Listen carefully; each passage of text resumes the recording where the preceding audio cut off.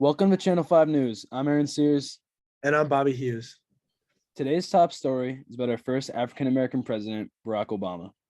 That's right, Aaron. On March 18th, 2008, President Obama gave his speech, A More Perfect Union, which is something we should hear again. We've heard that phrase somewhere else, correct? Yes, Aaron, that's because that's a line straight from the Constitution. We, the people, in order to form a more perfect union. But what does that phrase have to do with Obama?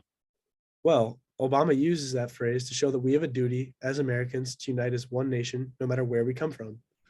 We should especially look back at what was happening at the time for him to say something like that. Exactly.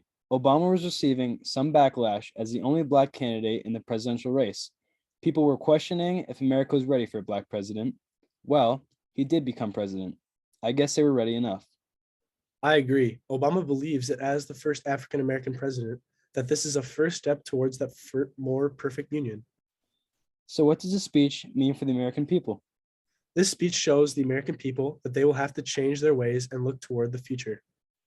You say many people have to change their ways, but in what ways can Obama make that easier for the stubborn? As Obama said in his speech, he believes that he is the first of many steps to make America equal.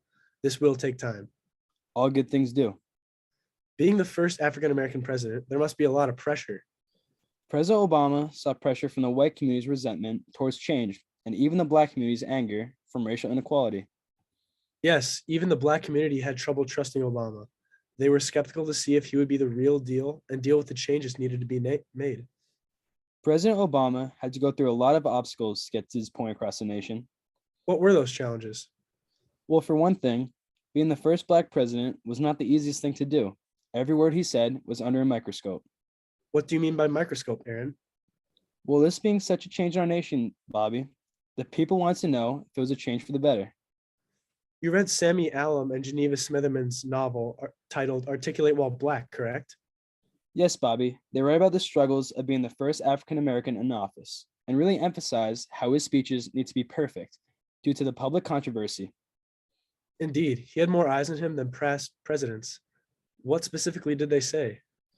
In Aleem and Smitherman's book, Articulate While Black, they quote, "It's about knowing how Black speech is always much more than about what things are said, but about how things are said." That's a great quote, Aaron. What other steps did Obama take to build a more united nation? Obama, as the first Black president, gave people of color a hero to look up to. It gave them hope that they would be treated equally someday. Historical figures like Martin Luther King and Malcolm X, President Obama are major figures for positive change and racial equality in our nation. What changes do we see today that stem from the election of President Obama? We see today that more people of color have courage to try out for legislative jobs.